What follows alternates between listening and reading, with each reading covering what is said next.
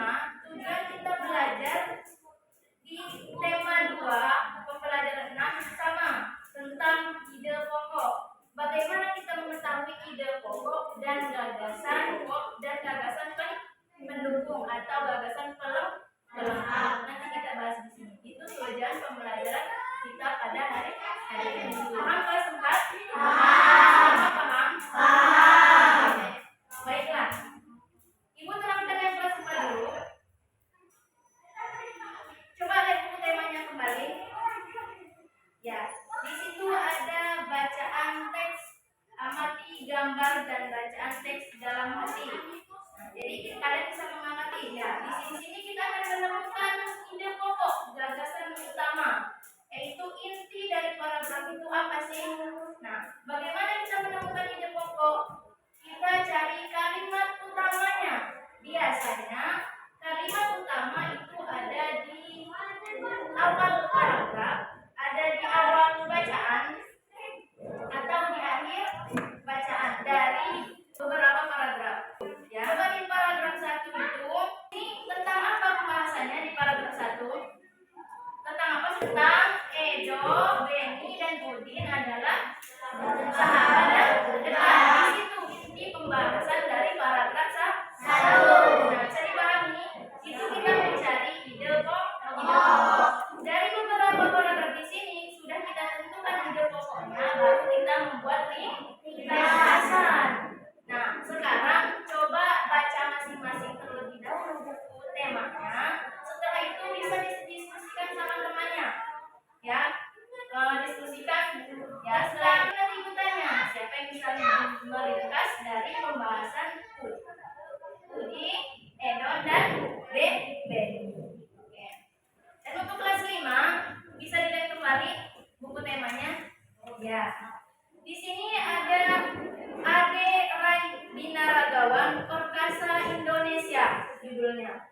Berarti di sini ceritanya tentang siapa? Ade Rai, tentang cerita Ade Rai.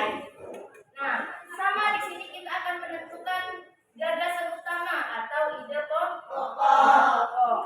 Coba dibacakan Naura. Paragraf pertama. Ade Rai adalah sosok pria perkasa yang sangat terkenal di Indonesia, bahkan di dunia. Nah, di paragraf pertama ini apa sih ide pokoknya? Atau gagasan utama atau kalimat utamanya? Ya, ini yang dinamakan kalimat pelengkap atau gagasan pendukung. Masih menceritakan kelanjutan tentang Ade Rai. Tapi inti dari paragraf itu adalah tentang Ade Rai. Berarti kalimat utamanya ada di barisan pertama. Apa selanjutnya? Barisan pertama. Itu yang dimaksud ide pokok atau gagasan utama. Di sini bisa dipahami? Bisa. Kelas 4. Coba dikerjakan nomor 2, 3, ya. Yang satu tadi sudah dijawab oleh Sophie. Nanti ibu tanya kembali. Nah, untuk kelas 5, sekarang ibu mau tes siapa yang sudah bisa menemukan ide pokok atau gagasan utama. Coba di sini, yang bisa tunjuk tangan boleh. Naura, oke. Sekarang silakan dibaca. Oke, yaitu jawaban Naura tentang paragraf kedua. Berarti yang lainnya sudah paham semua? Alhamdulillah. Sebelum mengakhiri pelajaran pada hari ini, apakah ada pertanyaan dari kelas 4 tentang materi yang dijelaskan tadi, atau dari kelas 5 tentang materi yang dijelaskan tadi? Siapa yang belum paham boleh bertanya. Kalau tidak ada yang bertanya, berarti ibu anggap sudah paham semua. Kalau sudah paham semua, nanti ibu buatkan soal di sini, dijawab per individu, nanti dikumpulkan kembali. Sebelum itu tutup, ibu akan meringkas dari pembelajaran kita hari ini.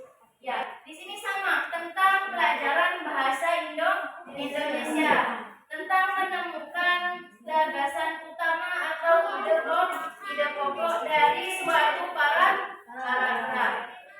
Nah, inti dari pembahasan kita itu adalah menemukan gagasan utama atau ide pokok dari suatu paragraf yang ada di teks masing-masing. baik itu kelas 4 atau kelas 5.